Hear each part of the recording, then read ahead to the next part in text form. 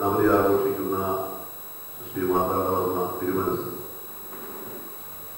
എപ്പോഴും ജനങ്ങളുടെ മനസ്സിൽ തെങ്ങി നിൽക്കുന്ന സ്നേഹാദരവ് പിടിച്ചു പറ്റിക്കൊണ്ട് ഇന്ന് ആദരവോടുകൂടി ജീവിക്കുന്ന മകൻ വ്യക്തിയാണ് എന്നുള്ള കാര്യത്തിൽ സംശയം.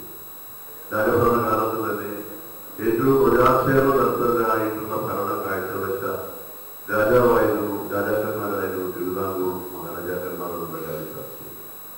അതിൻ്റെതായിട്ടുള്ള ആദരവ് ഇന്ന് ഉണ്ടായിരിക്കുന്നതും അതുകൊണ്ട് തന്നെയാണ്. നമ്മുടെ എല്ലാവരുടെയും പ്രാർത്ഥന അദ്ദേഹത്തിന് ദീർഘായുസ് നൽകട്ടെ എന്നുള്ള ആ ഒരു പ്രാർത്ഥന ഉണ്ടാകും എന്ന് മാത്രം പറഞ്ഞു.